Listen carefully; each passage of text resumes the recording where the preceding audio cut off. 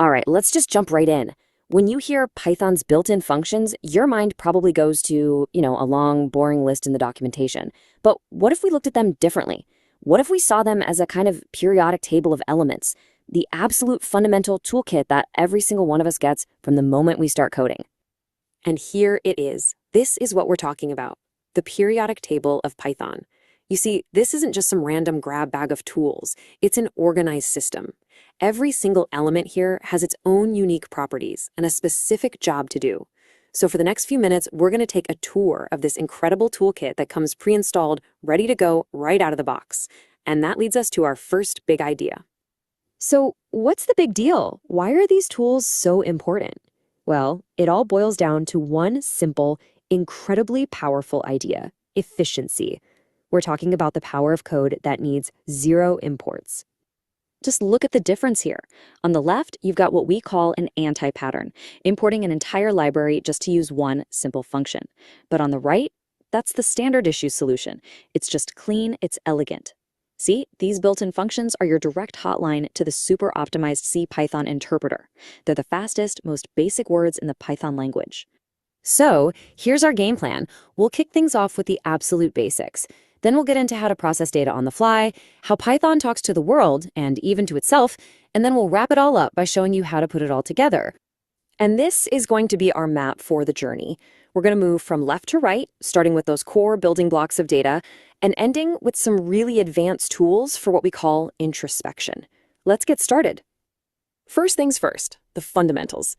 These are the functions that let us create data, shape it, and get it organized. Think of these as your mathematical clay molding tools. Long before you even think about import math, you've got these powerhouses right at your fingertips. Abs can flip a number sign, round can smooth out the edges, and then there's the super handy div mod, which gives you the result of a division and the remainder all in one go.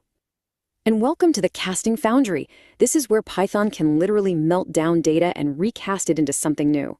You can take a string like 042 and boom, it becomes the integer 42. A number can become a decimal float, and pretty much anything can be checked for its truthiness to become a Boolean. Is a list empty? Well, that's false. Does it have anything in it? That's true. Okay, now we need places to actually store our data, right? If you need a collection that's ordered and can be changed, you use a list. It's like your digital filing cabinet. But what if you need that data locked down, something that can't be changed? That's a tuple, your little treasure chest. If you only want unique items and you don't care about the order, set is your go-to sifter. And to connect keys to values, the dict is your switchboard. So, how do you know what kind of data you're dealing with? This brings us to the type checker's dilemma. You use type when you need a perfect, exact match, like saying, is this exactly a dog? But for code that's more flexible, you'll want to use is instance of. It's smarter because it understands that a dog is also an animal. It gets inheritance. All right, we've got our data structures. So now, how do we actually process data as it's moving? That's where the iterator engine comes in. And trust me, this is the secret to handling massive amounts of data without blowing up your computer's memory. I want you to picture a conveyor belt. Instead of trying to dump a whole truckload of boxes on the factory floor at once, you just process them one by one as they come down the line. That's exactly what iterators do. Enumerate is like a little counter on the side, stamping each item with a number as it passes. And zip is like a merge point, perfectly combining items from two parallel belts into pairs. It's unbelievably memory efficient. Now our conveyor belt has two main tools. On the one hand, you have transformation with map.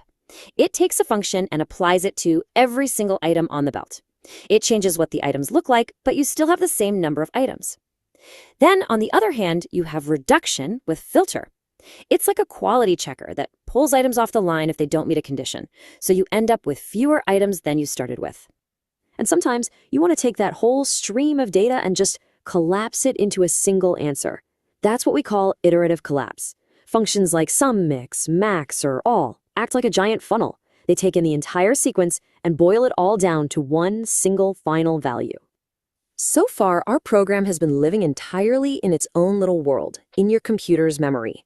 Now let's talk about how it actually connects and interacts with the outside world. Welcome to the external airlock. Think of these I/O functions as the super carefully controlled doors between your code and everything else. Input lets information come in from the user's keyboard. Print sends information out to their screen, and the really powerful open function creates a channel to your file system, letting you read from and write to your hard drive. So, when you send an object out into the world, how does it describe itself? Well, it really depends on who you're talking to. String is meant for the end user. It's designed to be clean and easy to read. Repr is for the developer. It gives you a totally unambiguous representation of the object. And ASCII is for the network. It makes sure any weird characters are safely converted so they can be sent anywhere without issues. Okay, this is where things get really, really cool. We're about to use Python to look at Python.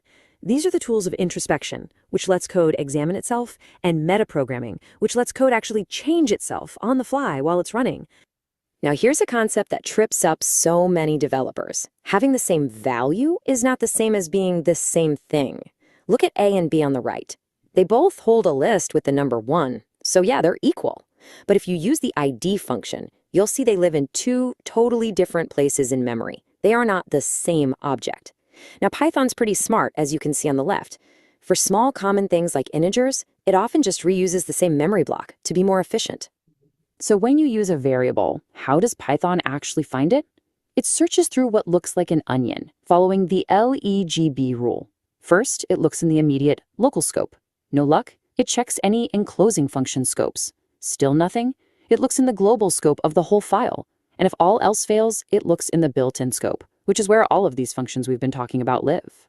This right here is object surgery. It's an incredibly powerful form of metaprogramming. Instead of hard coding object.gear, you can do getAttrib object, gear. This means you can get, set, and even delete an object's attributes dynamically using strings. It's the kind of thing that lets you build amazingly flexible tools and frameworks. And now we've reached the reactor core. These are, without a doubt, the most powerful and also the most dangerous built-in functions. Compile, evaluate, and exec let you run Python code that's stored as a simple string. It's basically code that writes other code. But, and this is a huge but, as the warning here says, you must never let untrusted user input get anywhere near these functions. It is a massive, massive security risk. Okay, we've looked at all the individual elements. Now for the most important part, mastering the Pythonic pipeline by chaining these amazing tools together. Real mastery isn't about knowing one function, it's about composing them. Just look at this single line of code. Data flows from a list. It goes through map to get uppercased, then through enumerate to get an index, and finally, the whole thing is collected into a dict. This one elegant pipeline does the job of a clunky for loop and a bunch of temporary variables. It's short, it's readable, and it's fast.